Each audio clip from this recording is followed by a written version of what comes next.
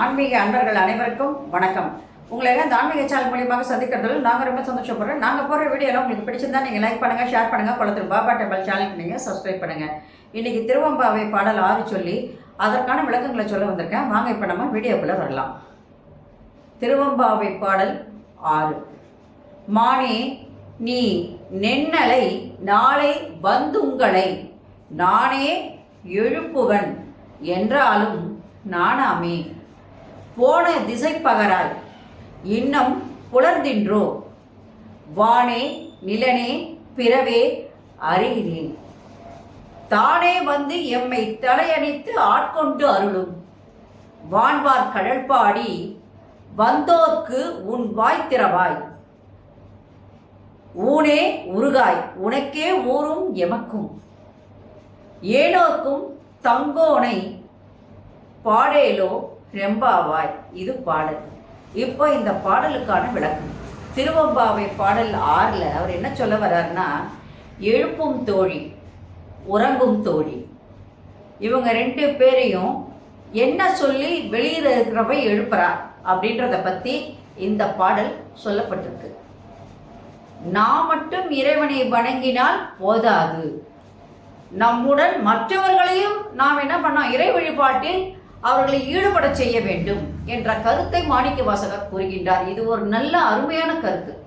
நாம் மட்டும் இறைவனை தொழுதால் போராது, நம்மோடு மற்றவர்களையும் இணைத்து வந்து அந்த இறைவனை தொழும்படி செய்ய வேண்டும் என்பது முக்கியமான ஒரு நல்ல கருத்து.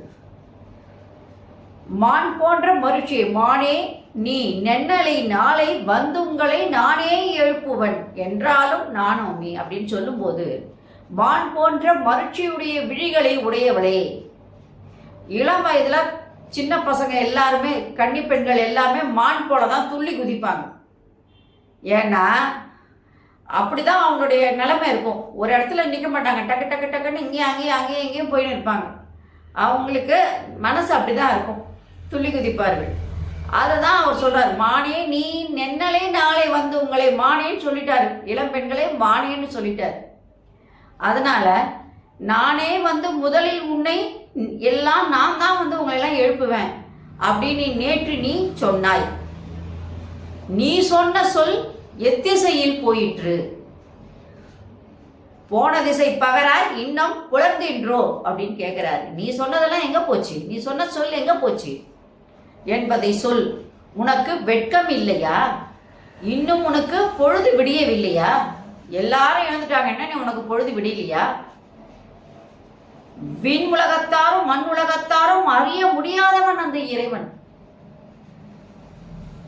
விண் உலகத்தாரும் மண் உலகத்தாரும் அறிய முடியாதவன் அந்த சிவனுடைய மேலான திருவடிகள் இருக்கு இல்லையா, அது எளியவர்களாக நம்மை ஆட்கொள்ளும் பெரும் பேர் பெற்றது.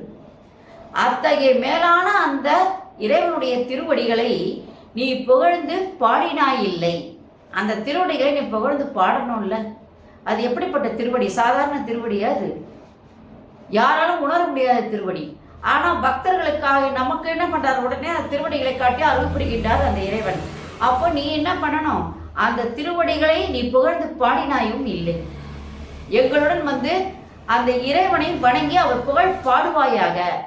நீ வாய் திறந்த இறைவனை புகழ் பேசி உடல் உருகி வேண்டிக் கொள்ளவில்லை. எல்லாரும் என்ன பண்றாங்க, இங்க மனது மெய் மொழி எல்லாற்றிலும் இறைவனை நாடி அவரோட ஒன்று சேருகின்றார்கள். நீ வந்து அதை எதுவுமே செய்யல. இப்போதாவது எங்களுடன் வருவாயாக என்று மாணிக்க வாசகர் அந்த தோழியை மற்ற தோழி அழைப்பதாக பாடுகின்றார். ஏன்னா நம்ம மட்டும் இறைவனை கும்பிட்டா போறாது, எல்லாரும் வரணும், எல்லாரும் அந்த பக்தியில ஈடுபடணும் அப்படின்னு ஒரு கொள்கை வந்து வச்சிருக்கிறது ரொம்ப ரொம்ப புனிதமானது அது. அதனால நீ இப்படி தூங்கிட்டு இருந்தா போதுமா, நீ வா, நீ வந்து என்ன பண்ற, அவருடைய திருவடிகளை புகழ்ந்து பாடு அப்படின்னு சொல்ற மாதிரி, ஊன் உருகி ஊனே உருகாய் உனக்கே ஊரும் எமக்கும் ஏனோர்க்கும் தான் தோன்றா பாடிலோ ரெம்பாவாய் அப்படின்னு சொல்லும்போது, எங்களுடன் நீ வந்து இப்போதாவது அந்த இறைவனை பாடி தொழுது அவர் புகழை நீ பறைச்சாற்ற வேண்டும், எங்களுடன் வருவாயாக என்று கூறுவதாக அமைந்த பாடல். இதுல முக்கியமா என்னன்னு தெரிஞ்சுக்கணும்னா, எதற்கு முன் வர வேண்டுமோ அதற்கு நீ பின்வாங்குகிறாய். அந்த பெண், தூங்குகின்ற பெண் எதற்கு முன் வரணும்? இறைவனோடு ஒன்று சேர்வதற்கு முன் வரணும். ஆனால் நீ என்ன பண்ற? பின்வாங்கிக்கிற. இறைவனை பாடுவது ஒன்றுதான் அனைத்திலும் முதன்மையானது. நம்ம எந்த வேலை செஞ்சாலும் சரி, கடவுளை நினைக்கிறதுக்கு நம்ம மறக்கக்கூடாது. நமக்கு வேலை தலைக்கு மேலே பாரங்கள் இருக்கும். இருந்தாலும் அந்த இறைவனை ஒரு பொழுது ஒரு நினைவு நேரமாவது நாம் என்ன பண்ணணும்? நினைக்க வேண்டும். அவ்வாறு நினைத்தால் நம்முடைய துன்பங்கள் எல்லாம் ஒன்று விடாமல் உடனடியாக மறைந்து போய்விடும் என்பதுதான் உண்மையானது. நன்றி, வணக்கம். இந்த வீடியோ உங்களுக்கு பிடிச்சா நீங்கள் லைக் பண்ணுங்கள், ஷேர் பண்ணுங்கள். கொளத்தூர் பாபா டெம்பிள் சேனலுக்கு நீங்கள் சப்ஸ்கிரைப் பண்ணுங்கள். நாளைக்கு திருவம்பாவை பாடல் 7 சொல்லி அதற்கான விளக்கங்களை சொல்ல வரேன். நன்றி, வணக்கம். Subscribe to my channel and please press the bell icon for more videos.